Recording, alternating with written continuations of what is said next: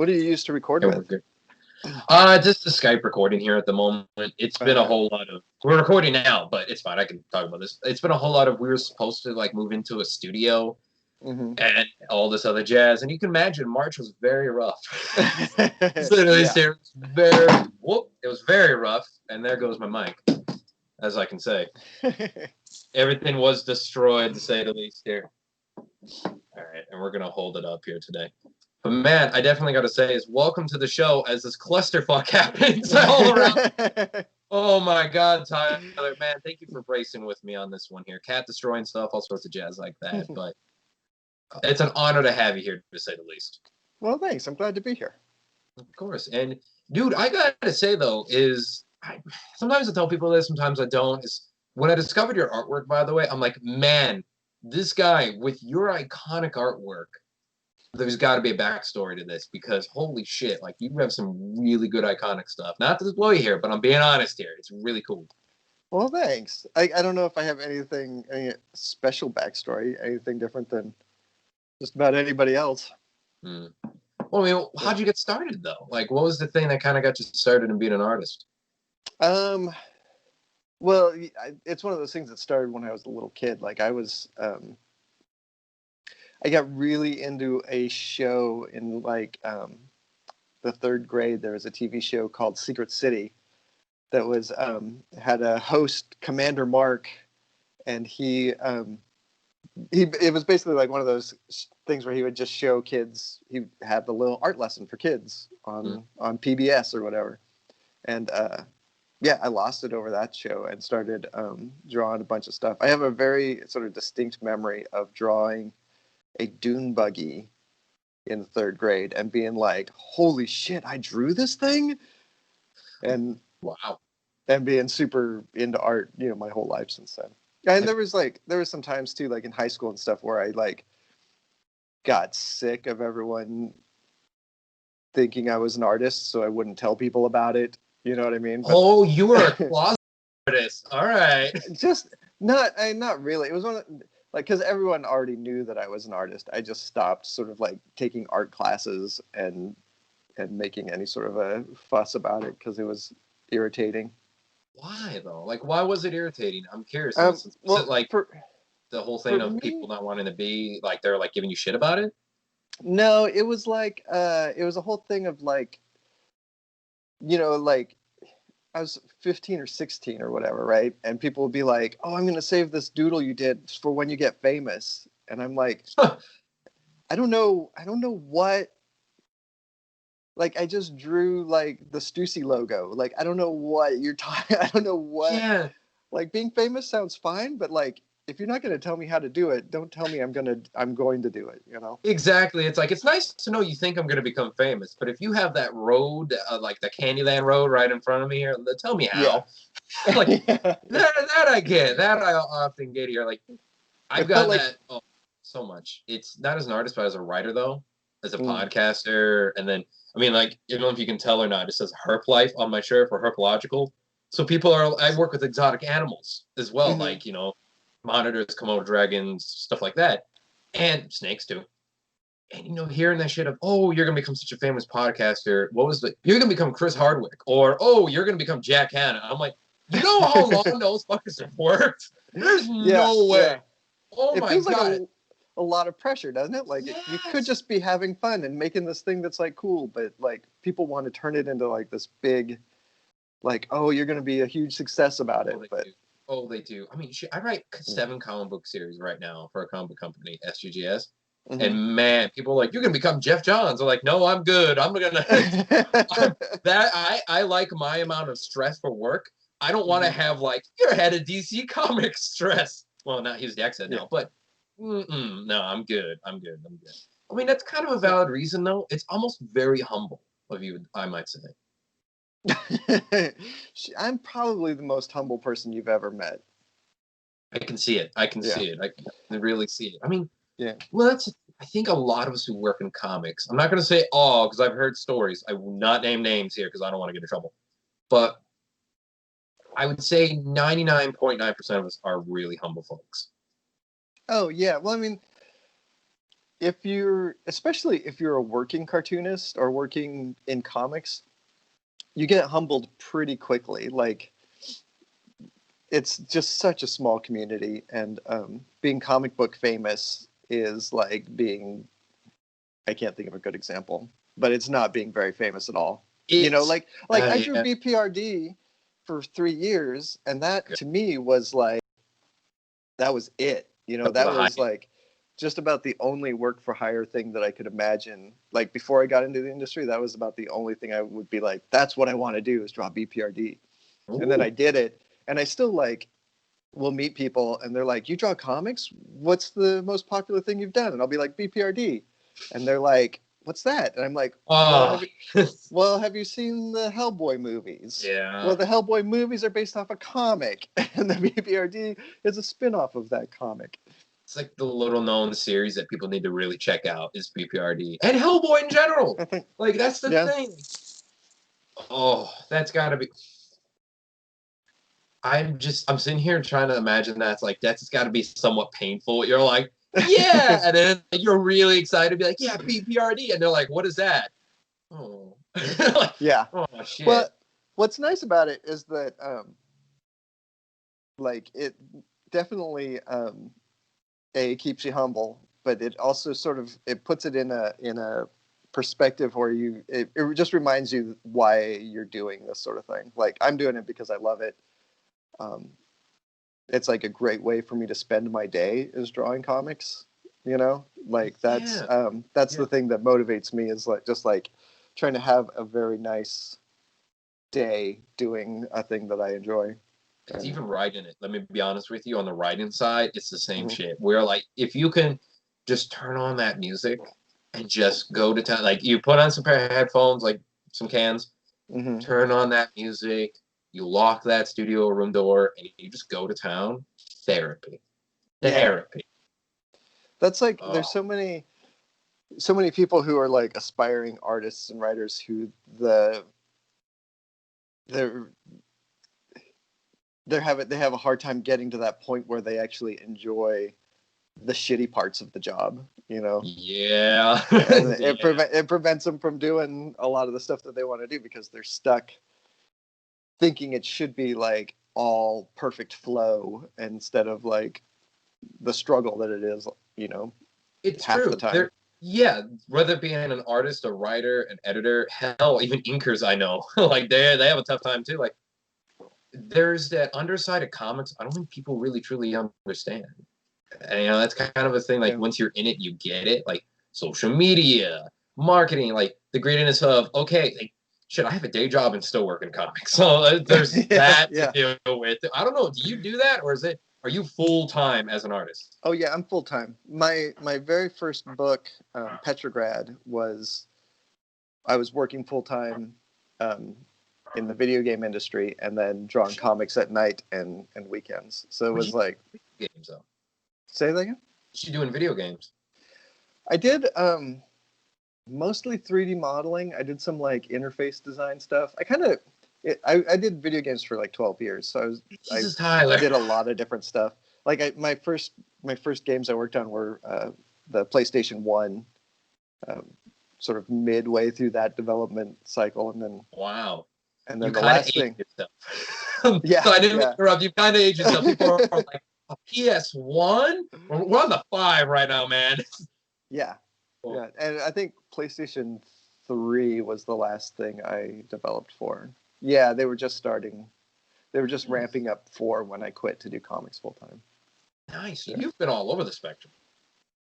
Yeah, I've been super lucky in that I've done almost only art jobs.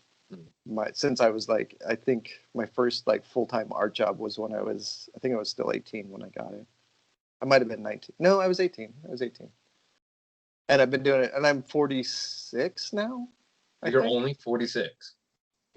I'm only 46. Sir, I'm like, I got my monitor on my left side right now, and I'm looking at you right now. You do not look 46. I would say maybe you're a grizzled 30s almost. Maybe like, well, A you never hard know. 30. Yeah, a hard. We're all experiencing a hard 2020, so that's okay. It could easily be like, I got all these graces here. Don't worry about The it. secret is no kids. Oh, really? Yeah, Because, that's a yeah. good secret. Yeah. That's not really a secret. It's just called logic. Sorry to anyone who has kids listening or watching this right now. I'm so sorry, but you lost out on life. Yeah. You really did. The only kids I've taken care of have had 4 legs, or they were snakes, and I've helped hatch them. Like, that's about it. I'll be honest here, and I am fine with that. And if they're 2 legs, they're called primates, and it's Yeah. a-okay. Like Oh man. I really enjoy hanging out with kids, but I really enjoy going home to where they aren't anymore too. Now, I don't mean to like ruffle any feathers, but are you a single man, married? No, I've been married 20 years, 20 something years. You are living the Yeah. life. Tyler, you're doing something right. You've been married for 20 something years now. And hopefully she doesn't listen to this and be like, hey, asshole. Well, 20 something, really? But you've been married 20 something years. You've been an artist now. You're working in comics. You've done video games. You're happy. You got no kids. You figured it out. Just gonna put it out there. I think you figured I'm still working on figuring it out, but everything's a process. it. 50%. We'll give that. 50 is pretty good.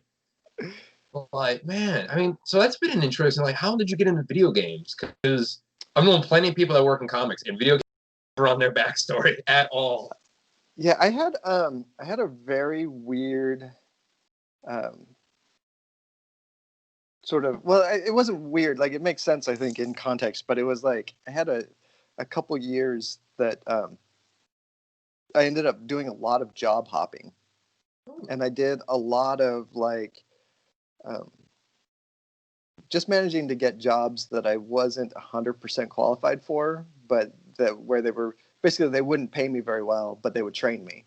And so I did that a lot. Like and it started like I was doing graphic design stuff, and then on the side I taught myself some HTML, which and this was like 96 or something. So it was like kind of if you knew any HTML, you were really a hot shot in the graphic design. And it's like, God, you are like, yeah. you're a genius. Like anything computers. I wasn't born that time. I'm sorry, I'm only 23. Yeah, But yeah. it's like that time. If you knew computers or anything with that, Well, it was everything. Like all the graphic design stuff was on computers. We were using Illustrator and Photoshop and all that stuff, and InDesign. But like actually, I don't. We weren't even using InDesign. We were using Quark Express back then. oh wow. Yeah, but so I learned some HTML, and then I used that to get a better job where I was doing some web design stuff, and another job where they were doing more like web design, but they wanted to start trying to do video stuff, which was like, so I went there and I started learning video editing. And that one was a really very strange job. It was like a Japanese businessman who sort of wanted to have a company in America, and it seemed like it was like a prestige thing. That almost sounds like a front. Is what that sounded like, Yeah, man. That yeah. almost sounds like Because maybe it was the mafia. Who knows? yeah, so every couple months they would change what we did there. Like every 3 or 4 months, they'd be like, maybe we don't do web design. Maybe we do video production. And then they were like, Okay. maybe we do 3D modeling and special effects. And we were just like, fuck it, we'll figure it out. We'll try it. And none of it ever like turned into anything. But I Oh, learned a lot. I got to learn all that stuff. it almost sounds like paid training.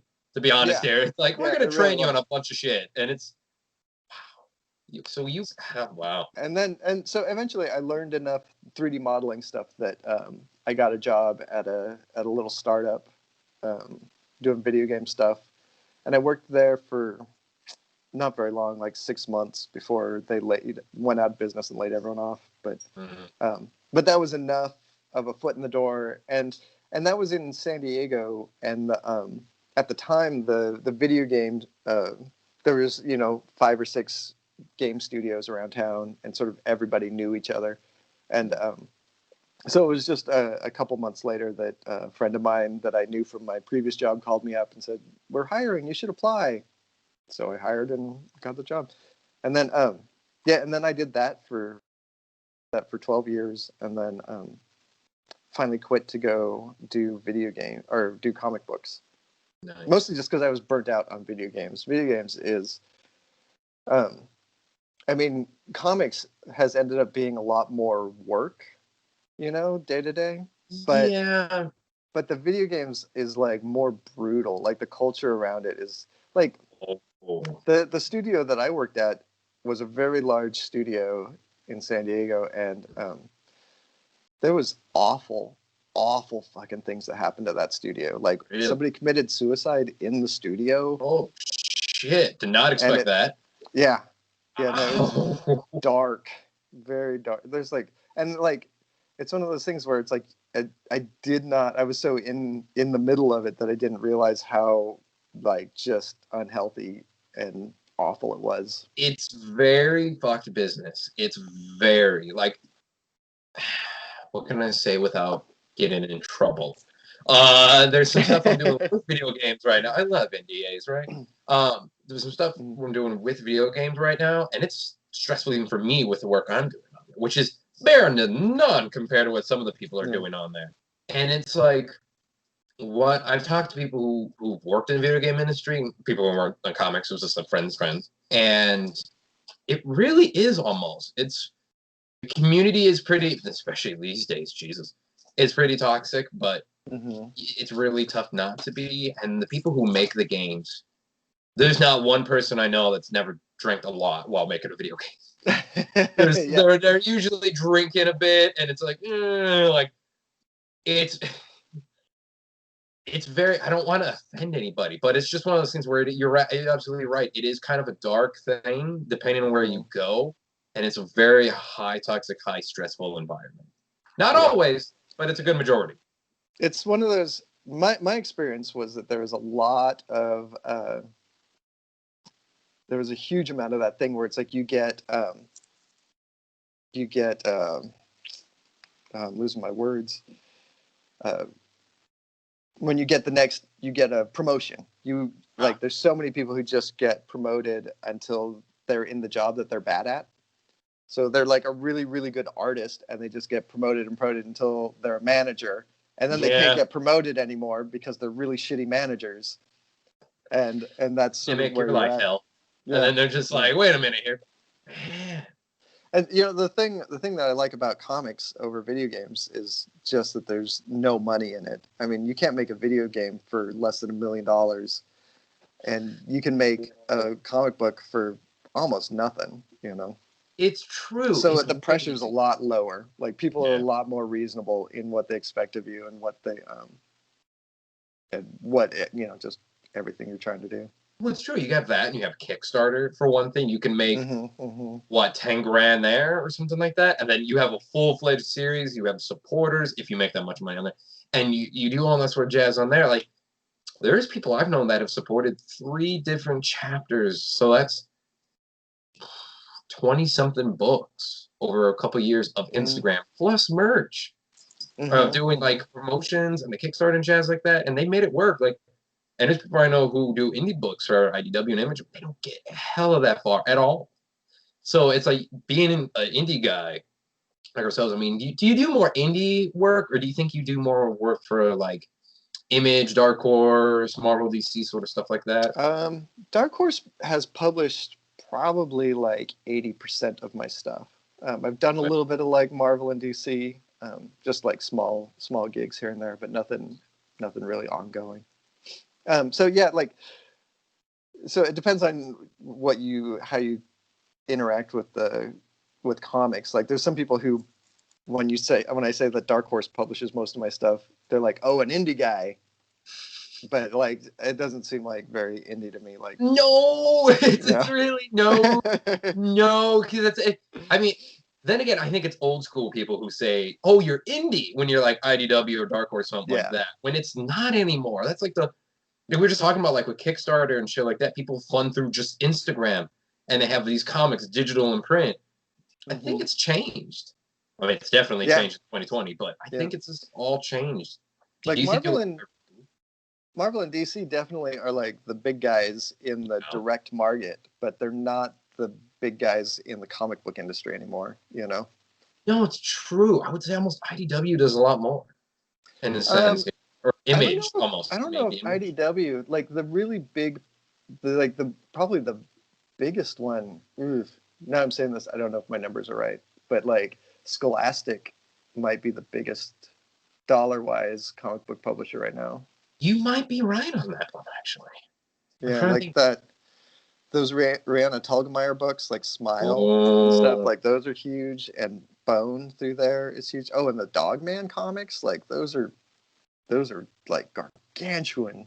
Have you been to the section in Walmart though recently? I haven't been anywhere recently. Oh shit, fair enough. when we go pandemic grocery shopping, I tend to check out some aisles, like a toy aisle for collector stuff, or like the books. And my girlfriend and I have been looking at it, and there's so many Scholastic comics. Now that you really mention it, there's a lot of them in those aisles. Like they have one where there's a lot of blood in it. It's called I Survived. Have you heard about those ones? So it's like they're really cool. Check them out after run. Like there's one where it's like it's true stories. They're all true stories. I'm gonna write this down so I remember to look up I Survived. Yeah, and I believe it's Scholastic. And the one I can think of on the top of my head that I actually want to check out because I'm an animal guy with nerd and comic stuff, but it's I Survived, and it's based on the shark attacks that happened, I think, in Maine. There's like a saltwater river, and so like some sharks were swimming in from the ocean, and it was the kids who got attacked, and it was the town that actually went in and hunted them down. It was like the first recorded shark attacks in the United States. And it was like kids' legs being bitten off and shit. I'm like, how is this in Scholastic? What is going on? Like it blew my mind. And I'm like, I kind of want to read this. I flipped through a little bit. I didn't reread. I flipped through and I'm like, this is really well done. And then now they have, I think, 7 different I Survived. And they're thick. They're like this thick a piece. And they're comics. And then Scholastic's doing, I mean, yeah, Bone itself. I mean, that's getting a TV show, I think, now. Maybe, who knows?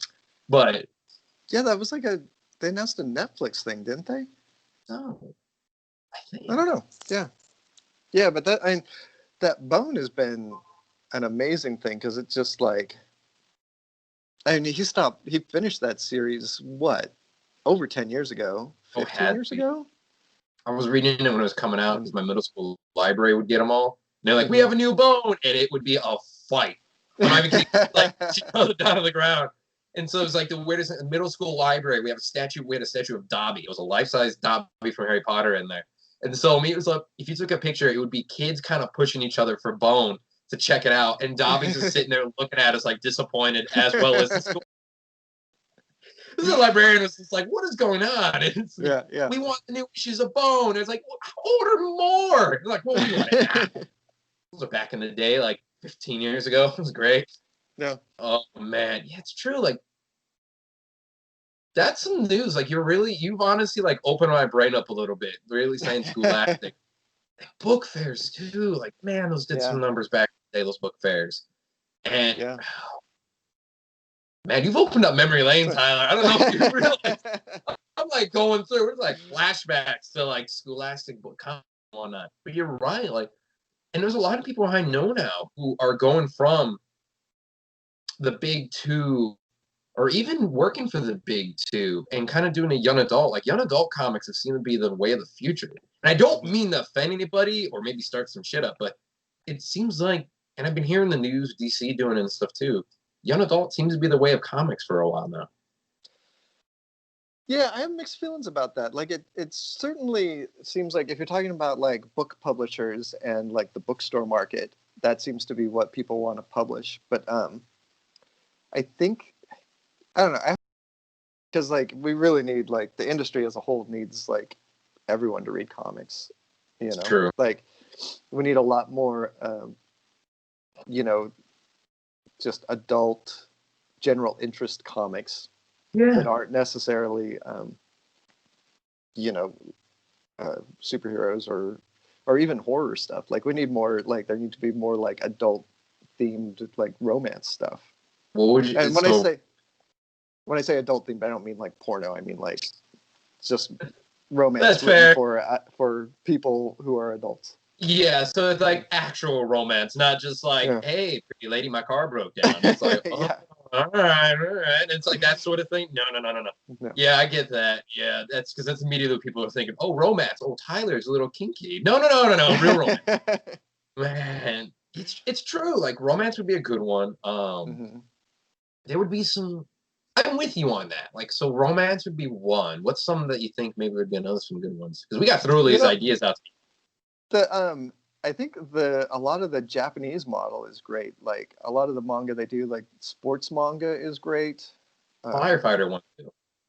Yeah, like there's that. There's like a lot of cooking manga that's like Yeah, there is. Yeah, uh, there really is. Yeah. a lot of that stuff would just if you could find the sort of way to frame it culturally to fit in an American market, I think that stuff would do gangbusters. It's just that there's still the thing of trying to get an adult to buy a comic book that I think it's getting easier, but I think it is still kind of hard. Yeah, it is still a challenge. I mean, it's Yeah. still a challenge to this day. I mean, like in pandemic, it's worse. People are Hmm. still buying. Like I usually go once a month now to my comic store because it's like it limits store shopping as much as Yeah. possible. And like, thank God for pull box. But it's that thing of like I know that's not helping them at all with sales. But then it's also online sales too. I mean, that's the thing as well. Mm. Like, are people buying them online? I don't know. I have That's heard, and this is just like there's a podcast I like called More to Come, where they talk about a lot of comic book industry stuff. all right. And oh, there's my cat. So it's fair. I don't know if you saw, but in the left hand corner, my cat was on a little thing over Yeah, here messing. she was having That's a nice fair. time. But according to them, like talking to retailers and stuff, there's definitely some retailers who have gone out of business during the pandemic, and there are definitely a lot that are struggling. But there are also a lot that have seen the best year in forever, and apparently a lot of that is just people, the people who still have money have like they're not spending it on restaurants and they're spending a lot of time at home. They might as well, consume the media they like. It's true. You're not spending it on sports tickets. You're not spending it on amusement parks. You're not going to Yeah. Disney. You're not doing all that jazz like that. That's fair. That's Yeah, very no vacations. Like, yeah. Yeah. There's a documentary, and I always mention it whenever we talk about comic stores. Is I think you would like it. Do you have Amazon Prime? yeah. My comic book documentary. It's a guy who went around, and it came out right in the beginning of the pandemic when everything went to hell. So it came out at a perfect time. It's behind the scenes on comic book stores, and he traveled to everywhere. It's Clerk style, like Kevin Smith Clerk style. He traveled to comic book stores across the United States. Even the one, oh, what's his name in California? He was part of the big rock band. I'm drawing a name blank on the rock band. He owns a comic shop in Cali. He was one of the guys from Green Day, maybe. I don't know, something like that. He went to there, and it's all about like the good and the bad about comic book stores. And it's a good documentary. I would say check it out if you want to. It's really cool. It's like a whole big thing with that. It's like an hour and a half long or something like that as well. Okay. What's it called? My Comic Shop documentary. Okay. Yeah. Yeah, it's cool. It's a couple bucks, but it's well worth it. And it shows like how sometimes they go out of business and how like one of the big things on there, there's a whole big chapter in it, and it's not really spoiler because the whole thing you and I both know about talking about the money part of it is how you don't really make that much money being a comic book store clerk. Until Yeah. unless you're like some big famous person. Like that's the thing. Like I think I fucked myself in life, Tyler, because I work with animals, not that much money in there. I work in comics, not that much money in there. Yeah. It's like, well, shit. Like, they're like, you're gonna be so rich. I'm like, oh, little do you know.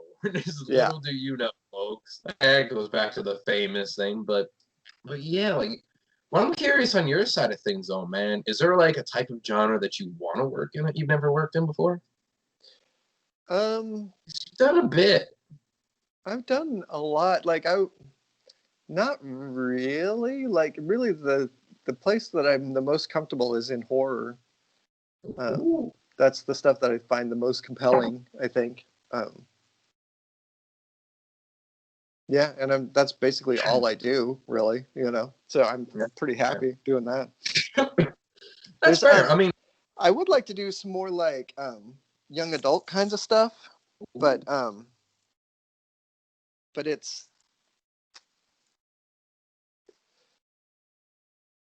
I don't know. It's like it's so hard to find the time to do anything. I mean, these projects yeah. take so long to complete that it's just like you have to really pick and choose what you work on, you know. It's true. And it's like the little known secret about our business is it's usually done and completed many months, like 6 months before it actually comes out or even announced. Yeah, I've been most working of my on. stuff isn't, well, my stuff this year definitely has been, because pandemic slowed down distribution of everything. But Yeah. but yeah, like it's not like comics are like the direct market is way faster than the book market. Like people I know who do books for like HarperCollins and stuff, they finish their book and then the book comes out a year and a half later, you know, which is Jesus. just so long. Because you know How do you, I'll do a oh, book for Dark Horse and it'll come out, you know, within like, well, like at the beginning of the series, usually I'll be, you know, it'll come out like 3 or 4 months after I've drawn it. But by the mhm. end of the series, it'll come out like a month after I've drawn it. Yeah, Yeah, that seems about right, especially for Dark Horse, because they can get it out like snap, like you're good. yeah, because How they usually like individual issues come out monthly, and it takes yeah, me 2 months to draw an issue nowadays. Yeah. that's not bad. Considering I know people are like, yeah, we're 3 months on an issue. I'm like, how do you do that? How do you get Yeah. away with that? I couldn't imagine working 3 months on one issue as a writer. I'll be an artist. Like, Jesus. Yeah. Also, how do you sit on a book? Then again, I've been sitting on a book series for the company I work for, SGGS, for about 8 months. I have Yeah. not mentioned a word of it on anything. And that's been, how do you do a year and a half? How? Yeah. Like, Well, oh my usually God. like if you're doing that waiting the year and a half, like you're allowed to talk about it. You're allowed to be Are like, you? well, because usually the book publisher is using that time to build marketing, and they're like going around to like book fairs and showing their That's catalog fair. to people and talking about what their season for, you know, 2023 will be and all that stuff. Yeah. So it's like That's it's part of the marketing, but yeah. sweet. Sweet. Well, good man. I don't want to take too much of your time today. So we're at the near the end of the show here. I want to say, Tyler, this has been a blast talking to you, man. I think we've gone in depth on Yeah. a lot of shit. And it was a good little like we mentioned the year a little bit, but it's been a good little escape from everything to say the least here. Nice. Like, oh man, like, do you have anything? Like, and that was the part where I give it to you guys, but I guess, but do you have anything you want to promote on the listeners that you can, so you can Yeah. not be able to talk about stuff? Well, right this second, I have books coming out from Dark Horse. I finished a series called Colonel Weird Cosmagog. It's part of Jeff Lemire's Black Hammer world. Oh, that So makes that's more coming. sense. Yeah, so that's coming out right now. I'm working on another Black Hammer book that hasn't been announced yet, right this second. Um, and then on my Instagram right now, I'm working on a comic that I'm just publishing on Instagram. I'm doing a panel a day. Oh, That's sort wow. of a horror thing that I'm doing on that. Oh, And that's wait, let me cool. look up what my Instagram is so I can tell people because I Yeah, yeah, do yeah. never remember. That's fair. I If am I wasn't doing all this stuff, I would definitely not remember. Like, well, I'm Mr. Tyler Crook with Mister Tyler Crook. by the way, your Twitter profile is really fun. Because you seem to be changing that. Like, I looked on it today and I'm like, oh, I wonder if it's like anything you announced or anything like that recently. Like, I went on there and it said Mr. Taylor Crook. I'm like, he has fun on here. Man, you look like you do have fun Yeah. on Twitter because, I mean, God, you have to. Because if you don't, you're Oh in my trouble. god. People, Yeah, I've been actually trying to stay away from Twitter a little bit recently because it's been yeah. so just brutal on there. It's I been know it's very almost depressing. like there was an election and a pandemic happened. Yeah. Yeah. Or it's like, people like, oh, you're on Twitter, but I'm like, yeah, I am. They're like, well, isn't it pretty bad? I'm like, every now and then evil seeps through, but I work very hard to make sure that stuff's pure. It's like Yeah. holy water Twitter to me. I'm like, I could not do anything. If it's like anything really like crazy and shit, like, I'm gonna unfollow you, buddy. Or it's like, or anything Yeah. like that. Like, Yeah. it's all comics, toys, and games, man, and movies. That's it. That's it. You mention anything political? I'm sorry. Oh man, but yeah, to anyone watching, listening, make sure you guys go follow him on there. Yeah, it's man. Thank you for coming on the show. This has been a good That's my little. pleasure. Yeah, it's been Your fun. cat obviously is like food. The Yeah. kitty's like, I need food, water. She's like Father, what are you doing? I have comic book opinions. I have comic book opinions. What is it? Humanity sucks. Fair. That's very fair. Yep. She's got it. Right. She's got her number. Thank you, man. Thank you so much. I will definitely let you know when the episode comes out, by the way, too. But you have yourself a good rest of the day, Tyler. Thanks, man. You too. Thank you, boss. Bye. Bye. Bye.